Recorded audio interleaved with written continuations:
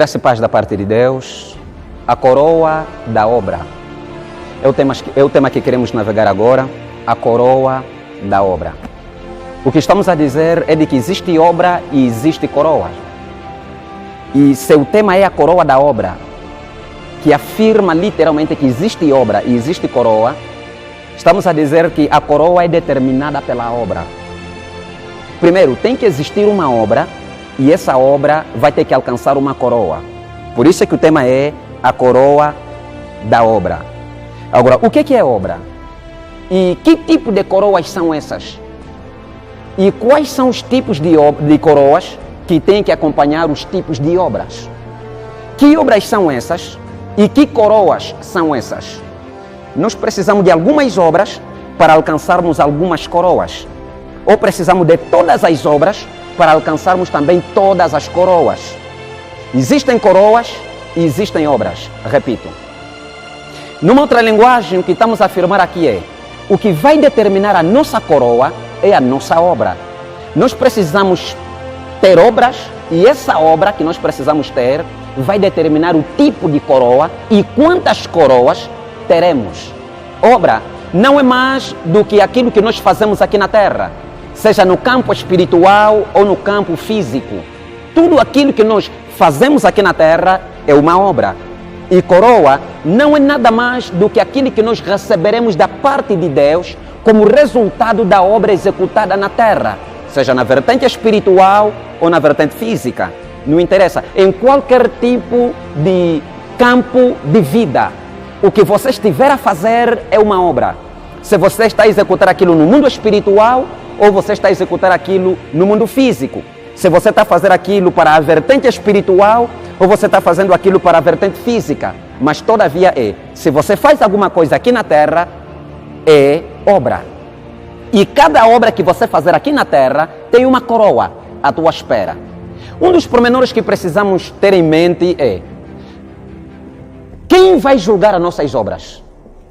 Quem vai julgar as nossas obras? 1 Coríntios capítulo de número 1, versículo de número 8, diz assim: o qual vos confirmará também até ao fim, para serdes irrepreensíveis no dia do nosso Senhor Jesus Cristo. Ou seja, tem um dia, e esse dia é chamado o dia do nosso Senhor Jesus Cristo. E esse dia que receberemos o galardão das nossas obras. Agora, que tipo, esse dia vai acontecer a entrega do galardão?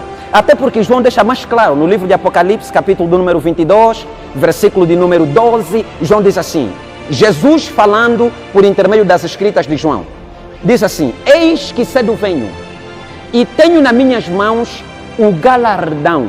Ou seja, o galardão que Cristo tem na mão para entregar, é para entregar aos céus.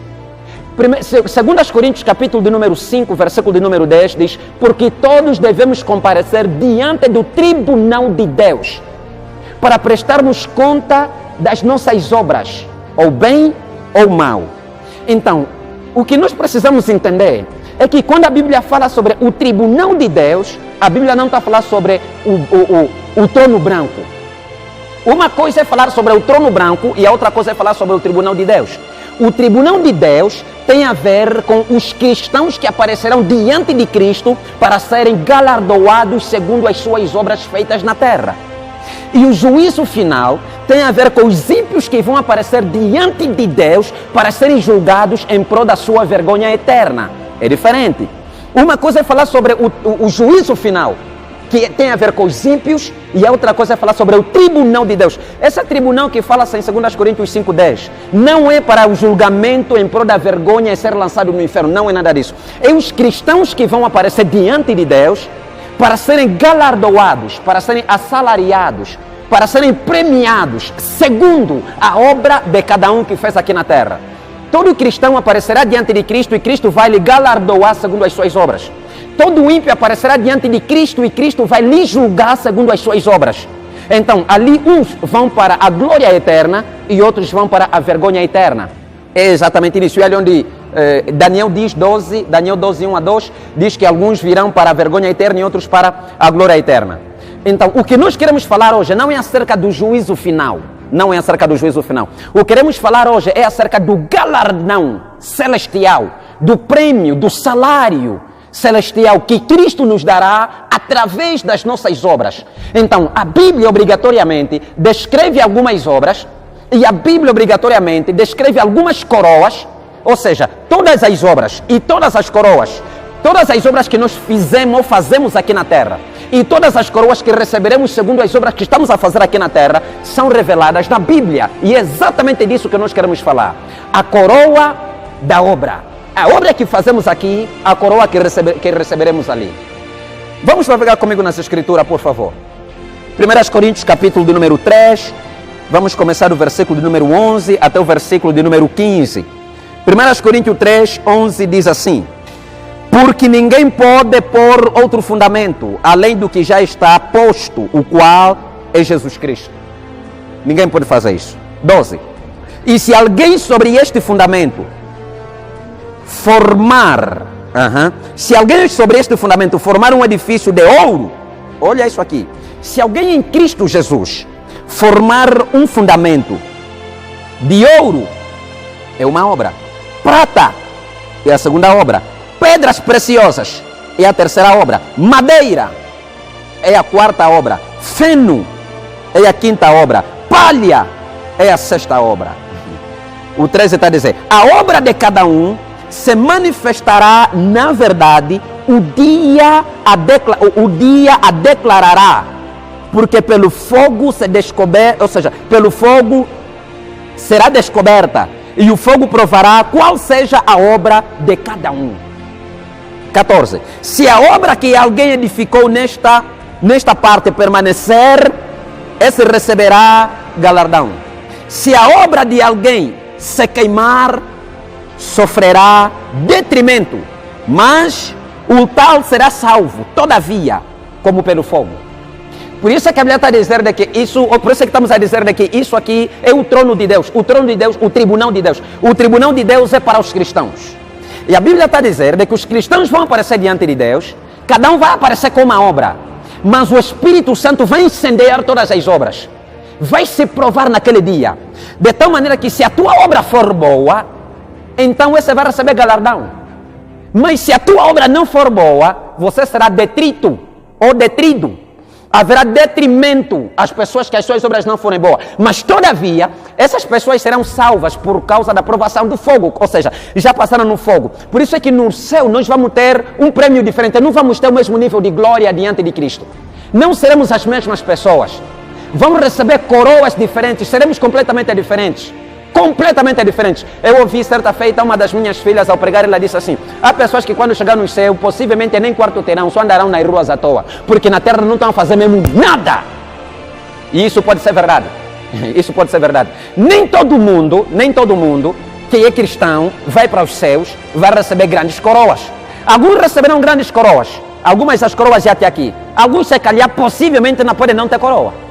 Possivelmente pode não ter coroa. Só entrou no céu porque passou no fogo, mas não tem coroa nenhuma. Mas pode entrar no céu. E é isso que nós estamos a bradar. É isso que nós estamos a falar. A Bíblia diz assim: as obras refletir-se-ão de ouro, prata, feno, palha, madeira. Opa! São 6 tipos de obras. Agora, o que essas obras significam? Será que você está a cometer 1, 2, 3, 4 ou todas essas obras? Você não pode cometer todas, você está a cometer algumas dessas obras. Você está a fazer algumas dessas obras. E se você está a fazer algumas dessas obras, quais são as obras retas que nós devemos fazer, que carregam consigo um melhor galardão diante de Cristo?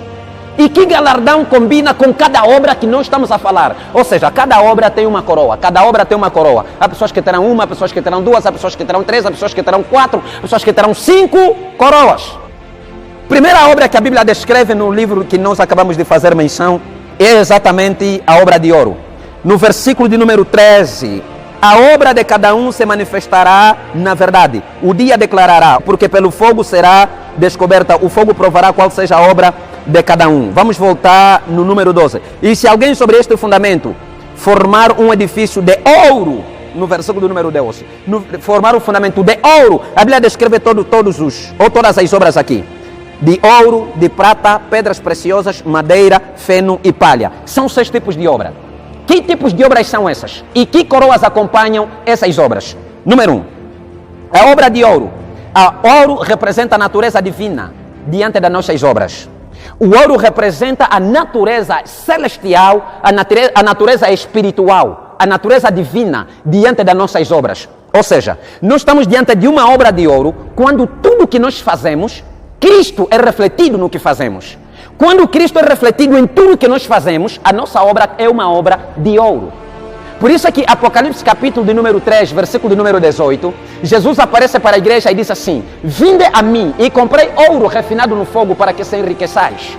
Esse ouro que a Bíblia refere-se ali, é exatamente refletido de que as ações da igreja precisam refletir Cristo. Em tudo que a igreja estiver a fazer, é necessário que Cristo seja refletido nos seus afazeres, ou nessas obras. Jó capítulo de número 22, versículo 23 a 25 e Malaquias 3:3 também fazem referência de que nós precisamos ser emanados com a manifestação de Cristo em nós, para que, ou de Deus em nós, para que tudo que nós estivermos a executar, Deus se manifeste.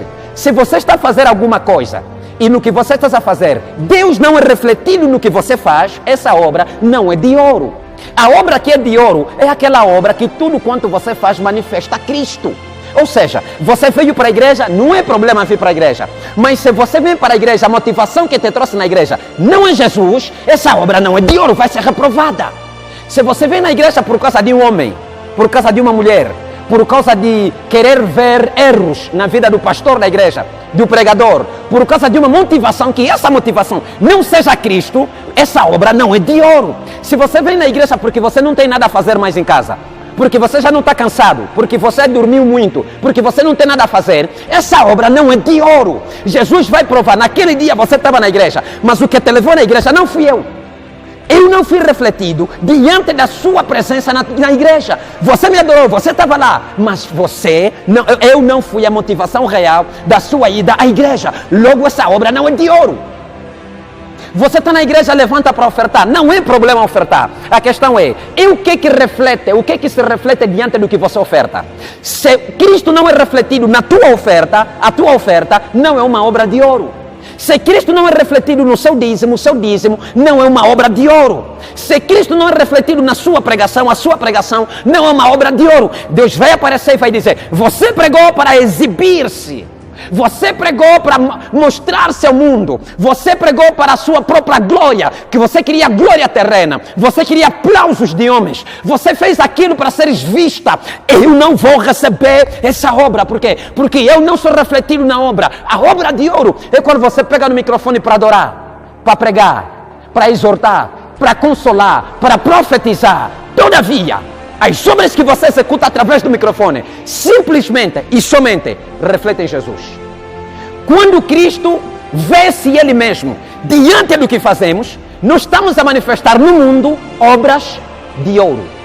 Se você pega uma camisa, dá no irmão, para que as pessoas elogiem você, para que as pessoas te dão aplausos, não porque você tem um coração sentimentalista para com a situação que o irmão estiver a passar. Não é porque você tem um coração nobre, é porque você quer aparecer no meio de pessoas. Se você se levanta no meio da igreja para dar contribuição, para que o pastor mencione o seu nome ao público, Deus não se reflete nessas obras.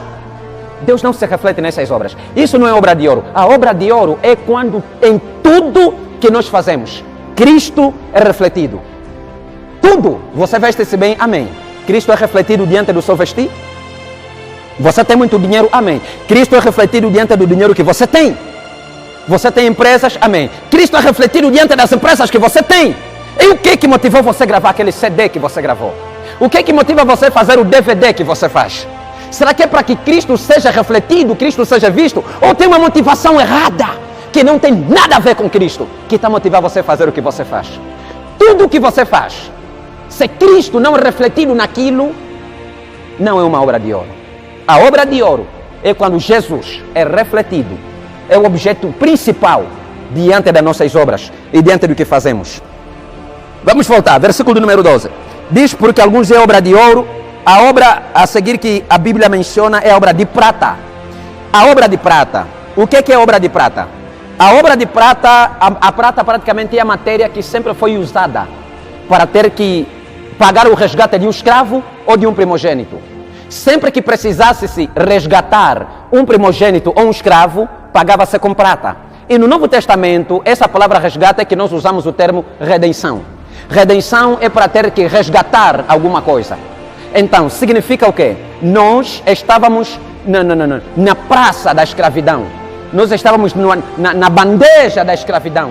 Jesus veio, nos viu lá como escravos, perguntou o preço, Satanás disse o preço, Jesus pagou e nos resgatou. Porque Paulo diz no livro de 1 Coríntios, capítulo de número 6, versículo de número 19. 1 Coríntios 6, 19, Paulo diz assim: não sabeis vós que vós não sois de vós mesmos? E no versículo 20 ele deixa bem claro, dizendo assim: porque fostes comprado por um bom preço. Que preço é esse? Pedro, não querendo dar muito trabalho a nós, ele deixa bem claro: esse é o meu capítulo e versículo favorito. Esse é o meu capítulo e versículo favorito na Bíblia. 1 de Tiago, capítulo de número 1, versículo 18 a 19. São os meus versículos favoritos na Bíblia. Pedro deixa bem claro, dizendo que não é com coisas corruptíveis, como ouro ou prata, que fostes comprado pela vossa vã maneira de viver, que por tradição herdaste dos vossos pais, mas pelo precioso sangue de Cristo, como de um cordeiro imaculado e incontaminado. É bem claro, nós fomos comprados, fomos, e agora fizemos parte de Cristo. Em que isso tem a ver com obras de prata? A obra de prata é tudo que nós fizemos em nome de Jesus. Vou repetir: obra de prata é tudo aquilo que nós executamos pela fé, pelo poder do Espírito Santo. Aquilo que nós executamos exclusivamente pelo poder do Espírito Santo, aquilo que nós executamos exclusivamente em nome de Jesus, por nós reconhecermos de que fomos comprados e por nós mesmos nada podemos, então tudo temos que fazer em nome de Jesus. Sempre que executamos uma obra em nome de Jesus, nós estamos diante de uma obra de prata. Sempre que executamos uma obra em nome de Jesus, pela fé em Cristo Jesus, nós estamos diante de uma obra de prata. É o que nós executamos em nome de Jesus. Se nós servimos em nome de Jesus, é obra de prata. Se intercedemos em nome de Jesus, é uma obra de prata. Se limparmos a igreja pela fé, contribuir pela fé, ajudar o pastor, fazer um voto, uma oferta, confiar, trabalhar, tudo isso que nós chegamos a ponto de executar, quando fizemos isso em nome de Jesus, quando fizemos isso pela fé em Cristo Jesus, nós estamos diante de uma obra de prata. O inverso disso não é obra de prata.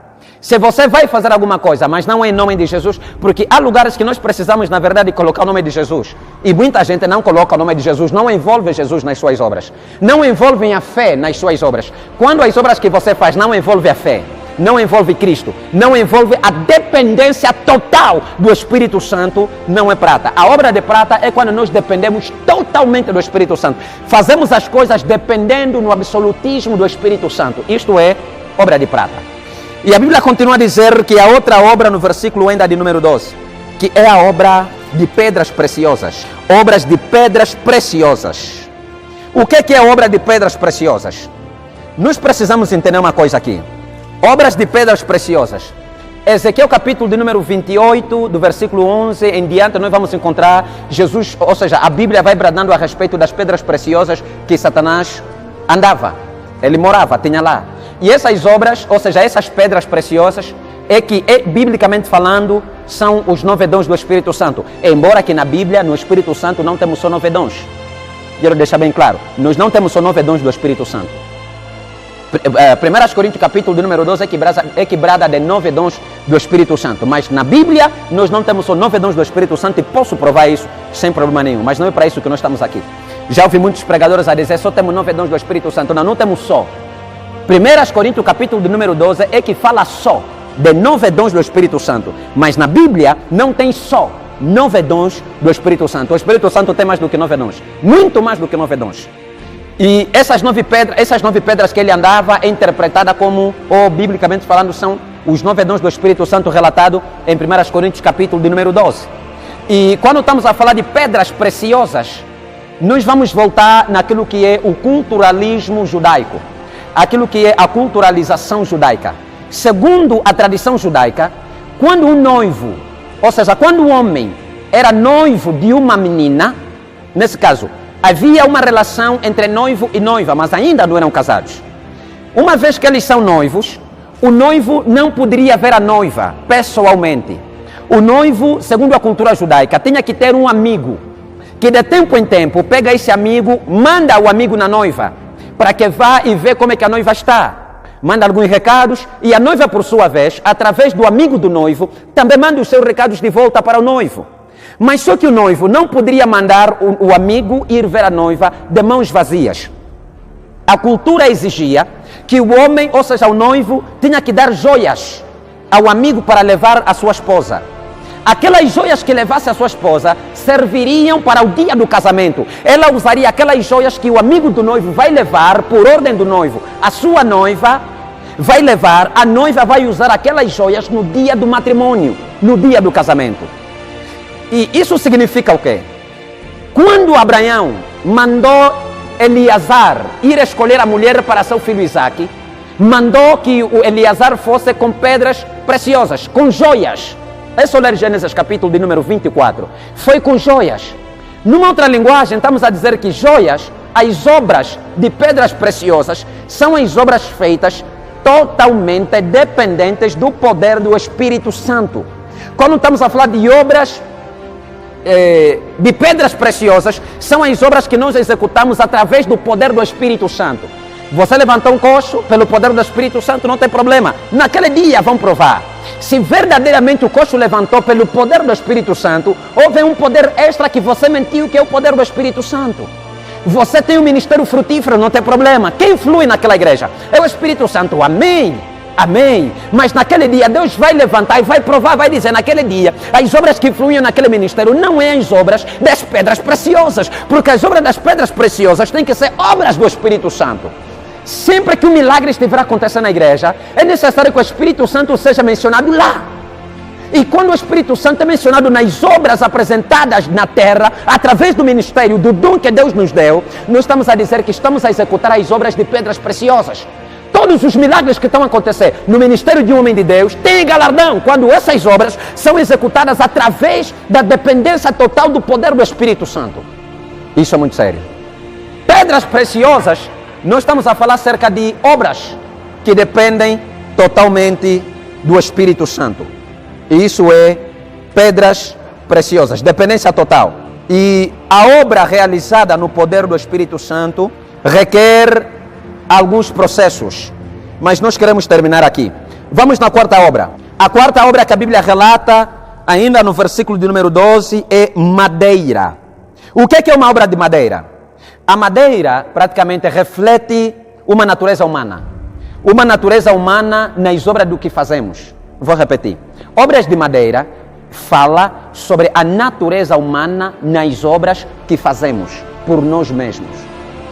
Tem coisas que nós fazemos por nós mesmos.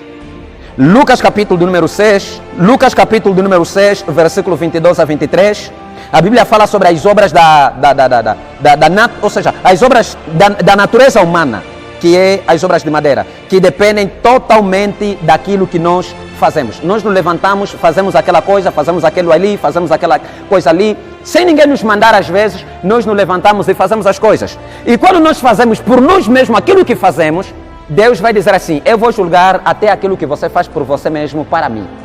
Você fez uma coisa, amém, não tem problema nenhum. Não é o que te mandei, você que decidiu fazer. Mas eu vou julgar também aquilo que você decidiu fazer por você mesmo, sem eu te mandar. E isso é obra de madeira.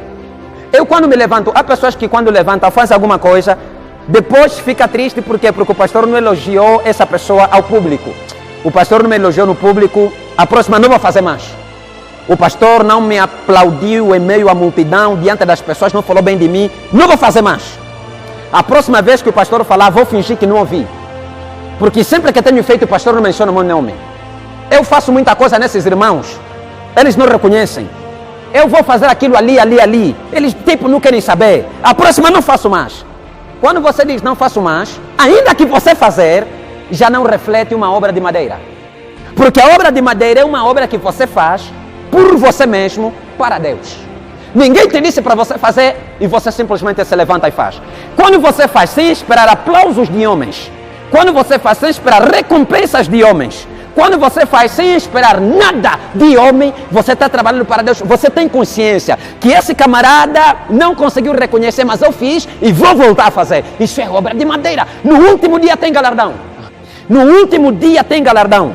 Quando a pessoa vive debaixo dessa obra de madeira. Uma coisa é verdade. O teclado, quando você está a tocar o piano, o teclado pode tocar em dó. pode tocar em dó e você responder no lá, ou no ré, ou no mi. Mas se for para a glória de Deus, Deus recebe. Se for para a glória de Deus, Deus recebe. O teclado pode tocar na tecla dó, mas se você, ou seja, tocar na tecla dó, mas se você cantar no tom do lá, do ré, do mi, do dó, ou seja, não do dó, mas em outras teclas, nesse caso, Deus recebe. Deus recebe toda a obra que você faz em nome dele. Seja grande, seja médio, seja pequeno, pequeníssimo, Deus recebe essa obra, sem problema nenhum. E tudo que você faz por você mesmo, sem ninguém te dizer faz, e você faz para alguém, para alguma coisa, para um local, em nome de Jesus, o Senhor recebe. E isso se chama obra de madeira. A quinta obra é a obra de feno. A Bíblia fala no versículo 12 de 1 Coríntios 3, obra de feno. O que são obras de feno? Obras de feno são obras aparentes, inconsistentes, obras secas, como areia. Não resistem a fogo, não resistem a nada, não têm equilíbrio, são obras temporárias. Isaías capítulo número 15, versículo número 6, espelha-nos acerca disso, que são obras espalhadas pelo vento. São obras que qualquer vento leva, são obras temporárias, não duram, são obras muito frágeis. Essas obras todas serão testadas. A pessoa tem bom ministério, mas não tem resultado espiritual. 1 Pedro, capítulo número 1, meu capítulo favorito, versículo número 4. Pedro espelha dizendo para nós de que o homem, as obras dos homens, é exatamente como uma planta que brota pela manhã com aquela rigidez, mas batendo o sol, ela murcha. Essas são as obras de feno, obras temporárias que não duram. Deus está nem aí se você vai fazer para receber aplausos de homens ou não. O que Deus quer saber é a intenção do coração. E essa obra de feno é mais para aquelas pessoas que vêm fervorosamente na igreja. Você vê o filho na igreja, vê alguém aparece na igreja, a oração é oração. Eu já recebi muita gente na igreja assim. Quando vem fervorosidade, alguns já chegam a orar com cantarabá, chequeremenemá, chegam já com língua estranha. Você vê até parece que precisas aprender a orar com essa pessoa. Mas depois de pouco tempo, você vê essa pessoa desapareceu. Desapareceu da igreja. Ou não desapareceu da igreja, baixou. Há pessoas que aparecem, você vê o adora, grande levita, depois de pouco tempo, murchou, não está com nada. Há pregadores que vêm no altar, quando começa a pregar, você diz, uau, Deus levantou grande pregador na igreja, depois de pouco tempo acabou, não tem nada. Há profetas que aparecem na província, no país, criam aquela toda bagunça, aquele todo tormento, vem aqui, começam a transtornar a cidade e o país, mas depois de pouco tempo, morreu. E isso é obra de feno, obra temporária, uma obra por pouco tempo, não demora, não dura. E essas obras que nós fazemos por pouco tempo, a pessoa está dentro de um local a servir a Deus, mas é por pouco tempo, não demora, depois de pouco tempo, desapareceu. Já não faz mais o que fazia. Já não é mais a mesma pessoa que era. Já não está no nível onde estava. As coisas todas mudaram. A pessoa era tão séria nos cultos que de repente só vem no domingo. Era tão séria nas atividades que de repente nem nenhuma atividade participa. Tinha tantos sonhos, falava tanto acerca de Deus que de repente na boca já não sai nada acerca de Deus. Obras de feno. E essa obra não tem coroa. A sexta obra e a última é a obra que a Bíblia chama obra de palha, versículo número 12. A obra de palha, o que é palha? É inconstância. Uma coisa é inconsistência, a outra coisa é inconstância. Inconstância é falta de perseverança. A palha revela uma obra que pode ser queimada. Não resiste à chuva, não resiste a fogo, não resiste a vento e não resiste ao tempo. Não resiste a nada disso. São pessoas que não permanecem, não se estabelecem. Efésios capítulo de número 4, versículo de número 14, Paulo faz uma advertência a nós, chamando-nos a atenção que não sejamos mais como meninos. E nós temos pessoas que estão na igreja, mas não crescem. São sempre e sempre meninos. Não param em um determinado local. Eu quero fazer uma pergunta. Essa obra de palha, as pessoas que são palhas, uma das características dessas pessoas, eu quero que você reflita nessa pergunta aqui. Quantas igrejas você já passou? E quanto tempo você deseja, pretende permanecer na igreja onde você faz parte agora? As pessoas que têm uma obra de palha, é uma pessoa que hoje está aqui, a outra está ali, o primeiro semestre está nessa igreja, o terceiro trimestre está aqui, o quarto está ali, 2020 você não encontra que o pastor dele é o Antônio, 2021 o pastor já não é o Antônio, é o Bernardo, 2022 o pastor já não é o Bernardo, é o Madaleno. Essas pessoas carregam obra de palha, são pessoas palha. Você vê que o pregador não tem lugar fixo, fala à toa, não tem uma linhagem reta, é palha.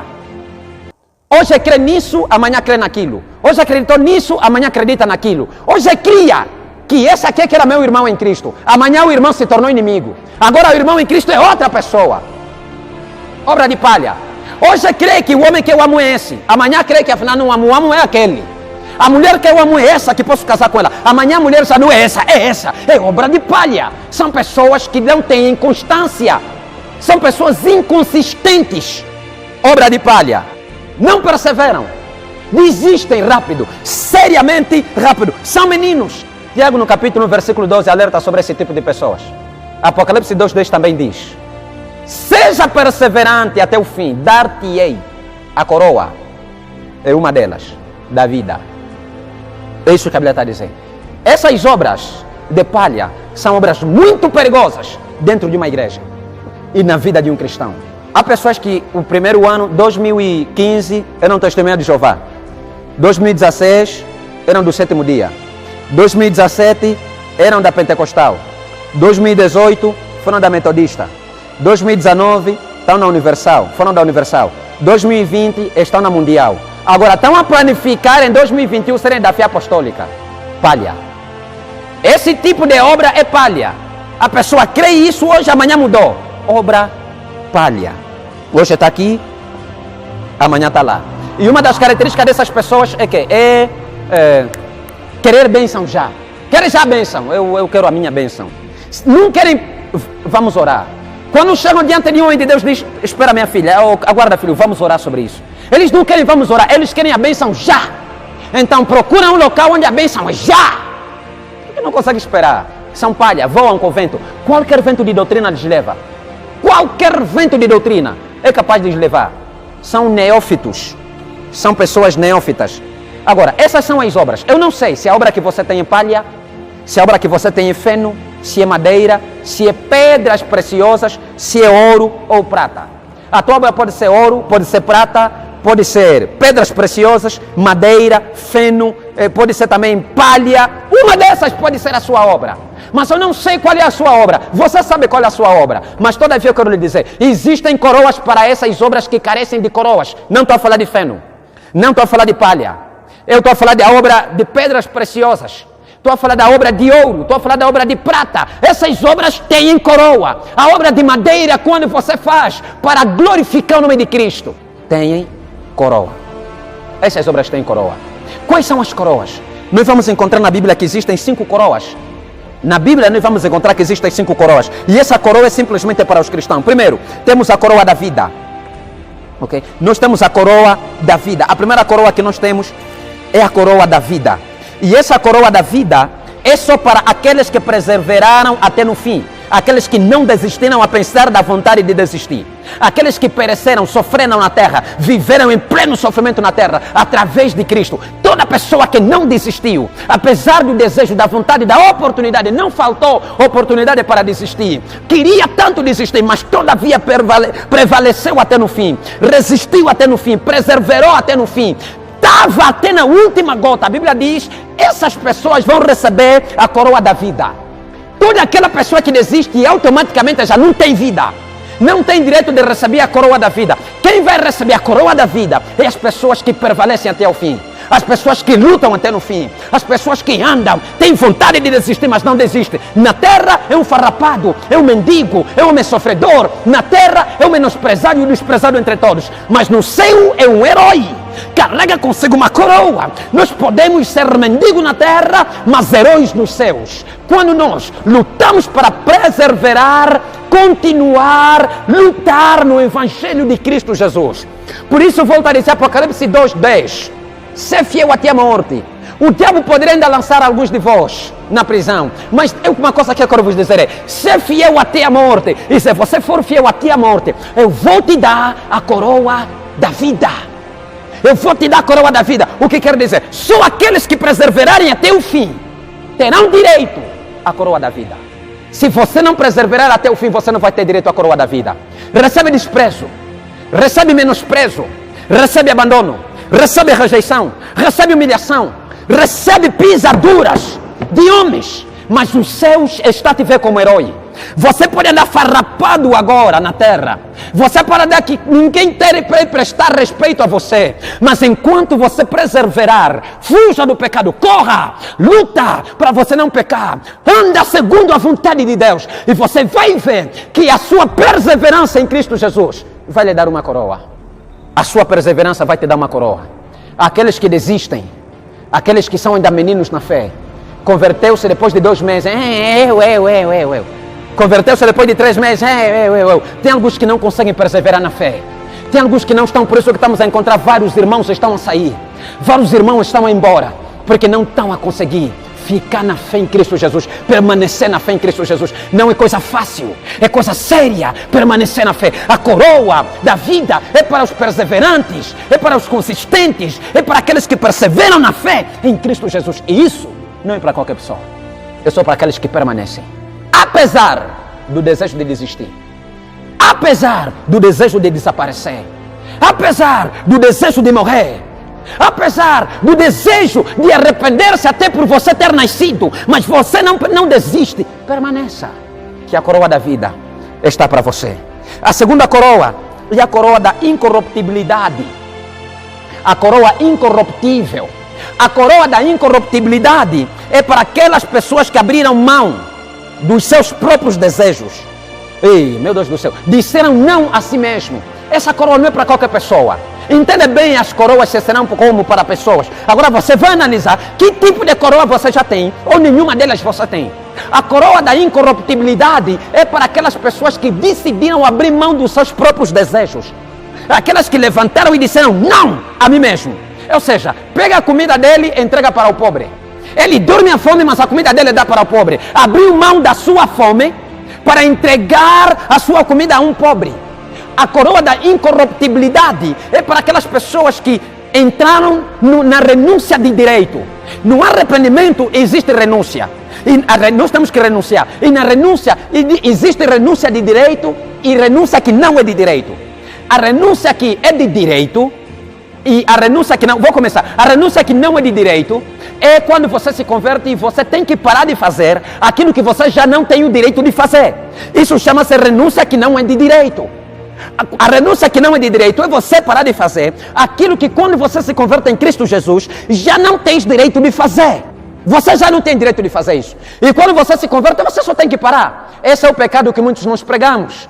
Ok, mentira. Você já não tem direito de mentir. Então, quando você se converte, isso não é um sacrifício que você vai ter que fazer. Você simplesmente vai ter que parar de executar os atos diabólicos, mas você já não tem direito de mentir. Então, isso é renúncia que não é de direito. Você não tem direito de fazer isso, mas você fazia. Quando você se converte, você agora não pode mentir, você não pode roubar, você não pode trair, adulterar, você não pode fornicar, você não pode... qualquer tipo de fumar, lhamba, daqui a colar, isso, você já não pode fazer isso. Porque isso já é algo que antes de você se converter já não tinhas direito de fazer. E quando você se converte, você só tem a percepção, o entendimento claro das coisas, do erro em que você mergulhava. Agora, a coroa incorruptível é para aquelas pessoas que depois de se converterem, renunciam até o que eles têm direito. Até o que eles têm direito. Se eles fazerem, não pecam. Mas por amor a Cristo, preferem não fazer. Eu não vou fazer isso. Embora fazendo, não peco. Mas por amor a Cristo eu prefiro não fazer. Essas pessoas, Deus está dizendo, essa coroa é para eles. Aqueles que abandonaram tudo, disseram não. A coroa incorruptível é para aquelas pessoas que entendem, abandonam o que é deles, o que lhes agrada, o que vivem para eles. Eles abandonam tudo, ou seja, eu andar na rua de calção não é pecado. Como profeta andar na rua de calção não vou pecar. Mas por causa de ser profeta eu prefiro não andar de calção. Prefiro não andar de calção. Ligar para uma filha por qualquer motivo, eu não vou pecar. Eu não vou pecar ligar para uma filha por qualquer motivo. Mas para não criar uma intenção que não é a que eu quero transmitir, prefiro não ligar. Participar em alguns ambientes não é pecado. Os meus irmãos estão lá. Os primos, familiares estão todos lá. Num ambiente familiar normal. E eu dou conta que se me misturar ali, pode quebrar um pouquinho a minha santidade. Então, mesmo não pecando, se eu me misturar com eles, mas eu prefiro não. Não vou fazer isso. Abrir Um restaurante não é pecado. Mas se eu abrir um restaurante, para ter dinheiro eu preciso vender cerveja.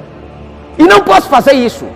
Então vou sacrificar não abrir do que abrir para fazer o que eu não devo fazer. Quando você sacrifica o que você tem direito para fazer, por amor a Cristo, você está diante de uma renúncia de direito. Você tem prova amanhã e hoje tem vigília. Você vai ter que abandonar a revisão durante a noite para vir na vigília. Você vai primeiro vigiar, sai cedo da vigília para ir revisar e depois ir fazer prova com sono. Isso é renúncia de direito. Se você não viesse, você tinha direito. E até um certo ponto você não peca. Mas você renuncia a tudo. Simplesmente por amor a Cristo. Andar a pé 50 quilômetros para ir pregar é renúncia de direito. Porque você não tem transporte, você não tem dinheiro. Sem dinheiro você poderia muito bem não ir, não tem transporte.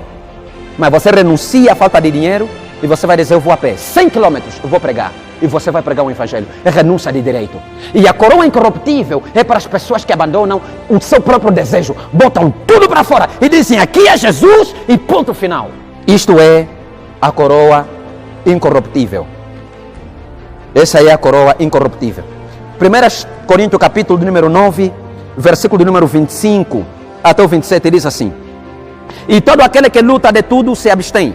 Entende bem? Todo aquele que luta de tudo se abstém. Eles o fazem para alcançar uma coroa corruptível. Nós, porém, uma incorruptível. Pois eu assim corro, não como a coisa incerta. Assim combato, não como batendo no ar. Antes subjugo o meu corpo e o reduzo à servidão, para que pregando aos outros, eu mesmo não venha de alguma maneira a ficar depravado, a ficar de fora. O que a Bíblia está a dizer? A Bíblia está a trazer uma visão a nós. A Bíblia está a dizer assim, eu, agora que estou a falar convosco, tem muita gente que corre, mas eles correm para alcançar uma coroa corruptível. Nós, porém, também corremos, mas todavia nos abstemos de todas as coisas para entrar na fila da corrida em prol de alcançarmos uma coroa incorruptível. E desse jeito eu estou a lutar para que pregando eu não venha de alguma maneira ficar de fora. A coroa incorruptível é somente para aqueles que abandonam tudo por amor ao evangelho de Deus. A coroa incorruptível, a coroa da incorruptibilidade, é para aqueles que olham para o mundo e dizem, não quero nada do mundo, olham para ele mesmo e dizem, eu nego a mim mesmo, e pegam Jesus e vestem-se de Cristo. Essa coroa não é qualquer pessoa que terá no último dia. É só aqueles que negaram a si mesmo, aqueles que deixaram tudo, aqueles que rejeitaram tudo, aqueles que abandonaram, aborreceram a sua própria vida, disseram não aos seus desejos, disseram não às suas vontades, disseram não aos prazeres, disseram não a tudo que eles tinham direito, por causa do amor de Cristo Jesus. Esses sim alcançarão a coroa da incorruptibilidade. Se você não negar a si mesmo, fica já saber que essa coroa não tem nada a ver contigo. A terceira coroa é pedras preciosas, ou seja, estão nas pedras preciosas. A terceira coroa é a coroa da alegria. A coroa da alegria, uau, que também é tida como a coroa da exaltação. A coroa da exaltação, a coroa da alegria, é a coroa que pertence àqueles que são ganhadores de almas. É a coroa para aqueles, é a coroa que pertence para aqueles que ligam para irmãos em Cristo, dá uma força, dá um aconselhamento. Aqueles que encontram o irmão caiu em pecado, estendem a mão e levantam. A coroa da alegria é para aqueles irmãos que fazem acompanhamento, explicam, tem tempo para explicar um determinado tema, desenvolve matemática para partilhar com o irmão aqui. A coroa da alegria é para aqueles que vão visitar irmãos. A coroa da alegria é para aqueles que ligam para irmãos, dizer como é que você está, faltaste no culto, vem amanhã. A coroa da alegria é para aqueles que saem para evangelizar na rua, aqueles que convidam pessoas para Cristo, vem na igreja, o pastor prega e uma alma se converte porque ele convidou. A partir do momento que uma alma se converte porque você convidou, você está acrescentando na coroa de alegria que Cristo lhe dará no último dia. Essa coroa não é para qualquer pessoa. Se alguém convida alguém, vem na igreja, o pastor prega, a coroa não é para o pastor que pregou, da alegria. A coroa é para a pessoa que convidou, a pessoa que ouviu a palavra e depois se converteu em Cristo Jesus através da pregação de Cristo por intermédio do pastor. Essa é a coroa da alegria. A coroa da alegria não é para qualquer pessoa, é para aqueles que cumprem o ID. Cada vez que você senta e partilha a palavra de Deus com alguém, você está acrescentando na coroa da alegria. Cada vez que você aconselha alguém, visita alguém, evangeliza alguém, levanta alguém que está no pecado, aquela pessoa sai do pecado por tua causa, você é o meio que Deus usa para levantar aquela pessoa, resgatar alguém perdido, você está acrescentando na coroa da alegria. 1 Tessalonicenses capítulo 4, versículo 6 a 7, a Bíblia narra, Paulo fala sobre Tíquico e Onésimos, que foram mandados para terem que exortar um determinado povo, para ter que aconselhar um determinado povo. Isso é cumprir com ide. E quando você se levanta e cumpre esse lado, ganhando almas para Cristo, recuperando almas para Cristo, reconciliando almas para a cruz do Calvário, você está lutando para alcançar a coroa que se chama a coroa da alegria. A coroa da alegria. É só para esse tipo de pessoas. Se você não ganha almas para Cristo, fica a saber que você está fora disso. Isso é só para pessoas que ganham almas para Jesus. Quantas pessoas converteram-se a Cristo por tua causa? Quantas pessoas estavam caídas, levantaram, voltaram a Cristo, reconciliaram-se no Evangelho por tua causa? Quantos irmãos recebem teu telefonema? Quantos irmãos recebem suas mensagens de fortalecimento, de permanecer na fé? Quantas pessoas vocês unem-se para partilhar acerca de Jesus? Se nenhuma, você está em grande perigo. Absolutamente. Essa coroa é para aquelas pessoas que lutam nessa vertente. Não é para qualquer pessoa. Temos a penúltima coroa, que é a coroa da justiça. Uau! A coroa da justiça é para aquelas pessoas que o foco é o Evangelho. O foco é a cruz. O foco é Jesus. Não se concentraram a nenhum prazer da terra. Isso aqui é uma coroa para as pessoas que a terra, eles viveram na terra, mas o seu foco não estava na terra. O seu maior foco era o céu e ponto final. É para o que esperam na segunda vinda de Cristo. Embora tenham prazer de viver na terra, mas o seu foco não está na terra, porque nós não vivemos nessa terra com desgosto, como se tivemos a desgostar a viver aqui. Não, nós vivemos nessa terra com bom prazer, com bom agrado. Okay? Vivemos aqui com bom agrado, mas todavia o nosso maior foco não está na terra. E essa coroa é para essas pessoas que viveram na terra, mas o seu maior prazer não está na terra. Esperamos mais em Cristo Jesus do que umas outras coisas. A coroa da justiça, Paulo, quando ele já estava a dar os seus últimos suspiros na vida, nas suas últimas horas, nos seus últimos dias, nas suas últimas semanas, nos seus últimos meses, Paulo se levanta e ele escreve para Timóteo, diz a Timóteo, 2 Timóteo capítulo 4, versículo número 7, ele diz assim: combati um bom combate, guardei a fé, terminei a carreira. Ele diz: desde agora, a coroa da justiça me aguarda, na qual o Senhor justo juiz me dará, não somente a mim, mas a todos aqueles que amarem a sua vinda. O que Paulo está a dizer? A coroa da justiça é para aqueles que aguardam a segunda vinda de Jesus, aqueles que o foco é a segunda vinda de Jesus. Se o teu foco não é a segunda vinda de Jesus, essa coroa não é para ti. E aqueles que aguardam a segunda vinda de Jesus têm foco na sua vinda. E quem tem foco na sua vinda não tem foco na terra. Quem tem foco na terra não tem foco em Jesus. Há pessoas, essa coroa da justiça é para aquelas pessoas que Jesus vale mais do que o namorado. Você que abandona a igreja por causa do namorado, essa coroa não é para ti. Você que desobedece o pastor por causa do teu marido, por causa da tua faculdade, falta no culto por causa da faculdade, essa coroa não é para ti. Essa coroa é para pessoas que o culto vale mais do que a licenciatura. Jesus tem mais poder na vida dessa pessoa do que o chefe que está no trabalho. O Espírito Santo manda mais na vida dessa pessoa do que os seus próprios sentimentos. Quando você tem Cristo como foco, os afazeres de Jesus como foco, a coroa da justiça lhe será dada. Se você não tem Jesus como foco, essa coroa não é para ti. Essa coroa é para pessoas que Jesus está acima da licenciatura, Jesus está acima do casamento, Jesus está acima das amizades. Não deixa nenhuma amizade ele interromper por causa, ou seja, interromper o cristianismo, porque Jesus está acima de qualquer amizade. Essa coroa é para aquelas pessoas que Jesus está acima de qualquer coisa que você possa imaginar na terra. Qualquer coisa, nada, absolutamente nada está acima de Jesus. Quando nada estiver na sua vida acima de Jesus, o teu foco é Cristo, focalizando-se na sua segunda vinda. A coroa da justiça está preservada para você. E quem vai lhe dar? Jesus. Isso não é para qualquer pessoa. É só para as pessoas que têm essas características. A quinta e última coroa é a coroa da glória. A coroa da glória. A coroa da glória é para aqueles que tornaram-se participantes da glória de Deus na terra. Tornaram-se participantes da glória de Deus na terra. Vou repetir. A coroa da glória é para aqueles que tornaram-se participantes da glória de Deus na terra. Mateus capítulo 25, versículo 41 a 42, a Bíblia diz assim: e direi àqueles que estiverem à minha esquerda: apartai de mim, filhos malditos, para o fogo eterno, para o inferno, que foi preparado para Satanás e os seus anjos. Por quê? Porque eu tive fome e vocês não me deram de comer. Eu tive sede, não me deram de beber. Tive nu, não me deram de vestir. Estava na rua, não me deram de dormir. E perguntarão: Senhor, qual é o momento que você apareceu a nós, nos pediste tudo isso e não te demos? E eu lhe responderei: quando você desprezou que estava nessa condição, você desprezou a mim. A coroa da alegria é para aqueles que participam na glória de Deus na terra. Ou seja, é para aqueles que cuidam do irmão. Aqueles que cuidam do irmão como se tivessem a cuidar dele mesmo. É para aqueles que cuidam do pastor como se tivesse a cuidar de seu pai biológico. É para aqueles que olham para a irmã como se tivesse a irmã, como tivesse a olhar para a sua irmã biológica.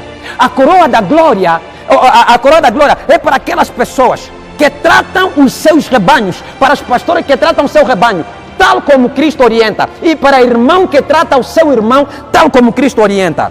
É para os que cuidam do rebanho de Cristo, do rebanho do Senhor. Uma coisa que nós precisamos saber é de que dentro de Cristo tem ovelhas teimosas, dentro de um rebanho. Dentro de um rebanho tem ovelhas teimosas, tem ovelhas feridas, tem ovelhas doentes, tem ovelhas rebeldes, tem ovelhas não sei como, mas uma coisa que precisamos saber: todas as ovelhas são ovelhas que pertencem ao mesmo pasto. E o pastor precisa pastoreá-los conforme. Se você cuidou bem da ovelha, e o teu pastor, numa coisa é, se você cuidou bem da ovelha e o teu pastor não viu, você não precisa se entristecer, porque o dono do rebanho viu, o dono da ovelha viu. O que eu estou a dizer aqui? Pastorear não é uma profissão. Pastorear é uma missão espiritual, não é profissão. Nenhum pastor tem profissão de pastorear, mas todo pastor tem missão para pastorear. E quando você tem missão para pastorear, você precisa pastorear as ovelhas segundo a orientação de Cristo. Agora, se você dentro da igreja cuidar de um irmão bem, cuidar de uma irmã bem, fizeste alguma coisa extraordinária na vida do seu irmão ou da sua irmã, o teu pastor não viu para prestar atenção naquela ação, você não precisa se preocupar. Por quê? Porque a ovelha que você cuidou não é do teu pastor, a ovelha que você cuidou, o dono viu o gesto que você fez, o dono é Jesus. Quando Jesus vê o que você faz no teu irmão, na tua irmã, mesmo o teu pastor não ver, Jesus vai te galardoar. Jesus vai te dar. Por quê? Porque não é o pastor que vai te dar o galardão, Deus é que vai te dar o galardão. Jesus é que vai te dar o galardão. Quando o pastor olha para uma ovelha, precisa prestar conta dessa ovelha. Por isso que eu não entendo igrejas que têm possibilidades, mas não velam pelas viúvas.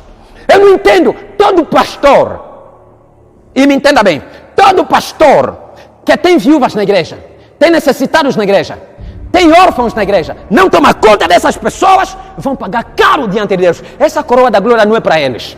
A coroa da glória é para aqueles que cuidam dos seus irmãos.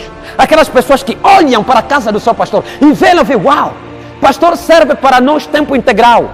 E esse pastor é pessoa como eu. Eu preciso olhar para ele, cuidar dele, tal como eu cuidaria do meu pai biológico. Aliás, melhor ainda, você faria isso. E todas as pessoas que fazem isso são essas pessoas que receberão a coroa da glória. A coroa da glória é simplesmente para isso. E todos os pastores que estão dentro de uma igreja pastoreiam já, ok? Tratam pessoas diferentes, dão cargos diferentes, têm tempos diferentes, escolhem amizades diferentes. Tem pessoas diferentes porque tratam as pessoas diferentes porque amam as pessoas diferentes porque dão cargos diferentes porque esse tem, esse não tem. Quem tem bens materiais, vou lhe dar esse cargo aqui. Quem não tem uma boa posição social, vá, fica aqui você. Eu amo mais esse porque esse tem mais. Se eu lhe amar, vai me dar mais. Eu conheço muita gente aqui assim. Esse aqui não tem nada para mim, não interessa. Eu conheço igrejas que se você não é mestre, não é doutor, não prega. Eu conheço igrejas que se o teu salário não passa acima dos 50, você não é considerado. Eu conheço igrejas e pastores que se você não dá dízimo, você é menosprezado, desprezado e abandonado para trás. O pastor nem atende o teu telefone e nem te responde mais. Eu conheço lugares que quando você não tem nada material, você nunca vai ouvir um te amo da boca do pastor. E nem tão pouco você consegue se encontrar com ele. Dificilíssimamente você se encontra. E quando você se encontra, o pastor nem tem prazer de conversar contigo. Te despacha na hora, não te ouve. Você nunca vai ver o riso dessa pessoa. Eu conheço e tenho recebido queixas de pessoas que fazem parte de determinadas igrejas. E o que acontece é que é isso que acontece. E quando você começa a tratar o povo com indiferença, Jesus está dizendo, você vai pagar caro diante da presença dele. Por quê? Porque o pastor precisa tratar todos do mesmo jeito. O pastor precisa amar todas as ovelhas, tal como Cristo orientou. O pastor precisa olhar para uma mulher viúva e prestar atenção necessária. Olha para o necessitado e presta atenção necessária. O pastor precisa chegar a tempo de passar noite à fome e aparecer no dia seguinte no culto a rir. Não porque não tinha comida, tinha, mas entregou no necessitado da igreja. O pastor precisa esvaziar a arca. Não porque não estava cheia, a arca estava cheia, mas em fração de 20 minutos a arca ficou vazia. Porque tinha que disponibilizar toda a alimentação para o necessitado. Assim que eu estou a falar contigo, eu tenho a arca cheia, a minha arca está vazia. Porque até a empregada de casa é que levou toda a comida que lá estava. Porque eu quero a coroa da glória e faço isso com amor todos os dias. A coroa da glória é para pessoas que participam, que estendem a mão, que ajudam, que liberam-se. Aquelas pessoas que estão, eu vou participar na glória de Deus na terra. O que quer dizer participar na glória de Deus na terra? É fazer aquilo que Cristo faria quando Ele estava aqui na terra, fisicamente falando. São 5 coroas. Qual delas é a tua coroa? Em que coroa você está investindo? Qual das coroas você está se posicionando? Nós falamos acerca de 6 obras e 5 coroas. Qual delas é a tua obra? A obra de ouro? A obra de prata? A obra de madeira? A obra de feno? A obra de palha? Ou você está com a obra das pedras preciosas?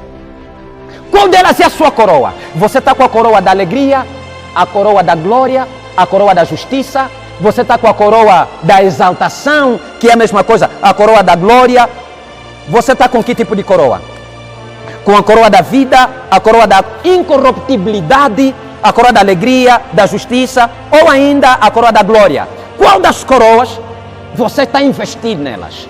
Nós precisamos entender qual é a nossa obra e qual será a nossa coroa. Porque cada obra tem a sua coroa. Por isso é que o nosso tema é a coroa da obra.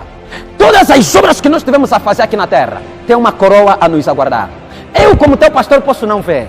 Um irmão próximo pode não notar. Mas você saiu num beco, você executou um trabalho bonito. Jesus viu, o dono viu e ele escreveu. No último dia ele vai dizer: você ajudou na pessoa tal, você fez isso na pessoa tal, você chegou na pessoa tal. Eu vi quando você fez aquilo, eu estava lá quando você fez. Eu sou onisciente e vi todas as coisas que você fez. Vem que eu te darei o meu galardão a ti. Vem que as tuas obras falam alto. Eu vou galardoar você. O dono sabe. Nós precisamos investir em todas as obras que carregam consigo um galardão, a saber, a obra de ouro, a obra de prata, a obra de pedras preciosas e a obra de madeira.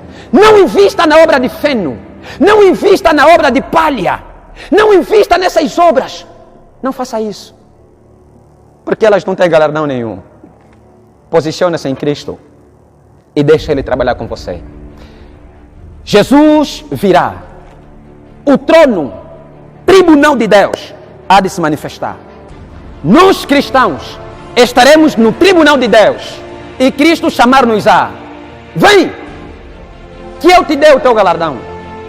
Vai pegar todas as nossas obras, vai estender o rolo, vai se abrir e Ele vai dizer: eu te dei membros, te dei irmãos, te dei famílias, te dei irmãs, coloquei no seu caminho pessoas e eu te abençoei para você fazer alguma coisa. Seja com sabedoria, seja com bens materiais, seja bênção espiritual ou material. Deus vai dizer: eu abençoei você, para que você cumprisse um propósito meu na terra, para que você olhasse para mim como foco e investisse tudo naquilo que eu te chamei. O que você fez? Nada, nada você receberá. Quem muito semeia, muito ceifará. E quem pouco semeia, também pouco ceifará. Eu tenho uma missão e você tem uma responsabilidade. A minha missão é te dizer a verdade e a tua responsabilidade é tomar a